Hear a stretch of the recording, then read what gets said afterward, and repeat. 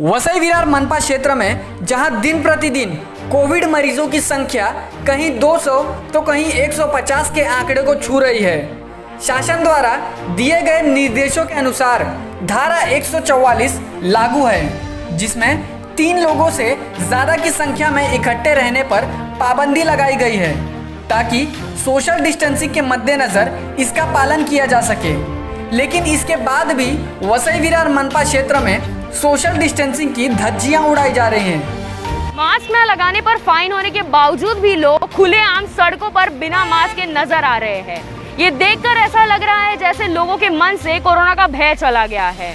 लोगों को ऐसा लगता है कि कोरोना सिर्फ एक अफवाह मात्र है।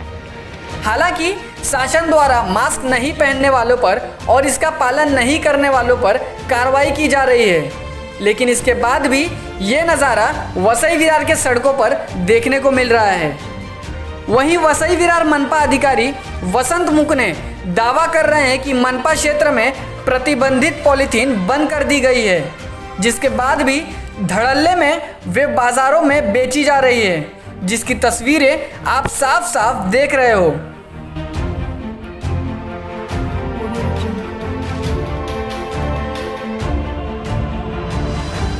वहीं दूसरी तरफ जहां रिक्शा वालों के लिए सिर्फ 2 सीट पैसेंजर को ही बैठाने के निर्देश दिए गए हैं और इसके अलावा मास्क लगाना अनिवार्य किया गया है, इसके बाद भी ये रिक्शा चालक 3 से 4 सीट बैठाने को मजबूर हैं।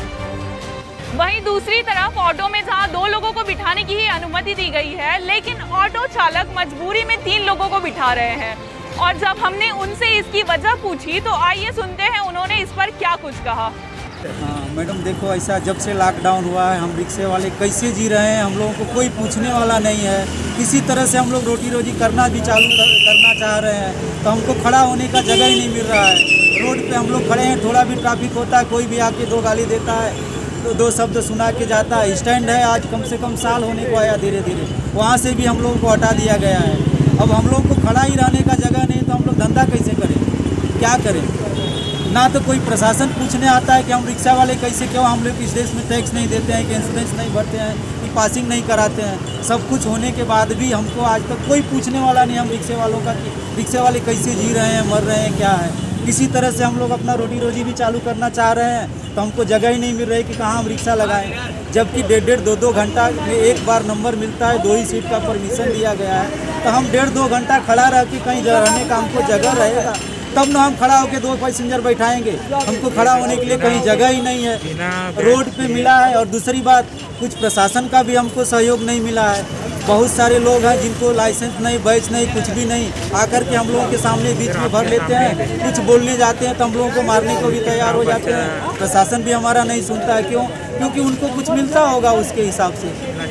और हम लोग सब कुछ करके लीगल प्रोसीजर करने के बाद भी हम लोगों का पेट नहीं भरता। 12 घंटा 14 घंटा मेहनत करने के बाद ज़्यादा से ज़्यादा 300 साढ़े 300 धंधा करते हैं, उसमें से 200 के आसपास पेट्रोल का चला जाता है। तो आप सोचो 200-300 में हम लोग कैसे अपना परिवार संभालें, कि क्या करें, कुछ समझ में अब तो आता नहीं है।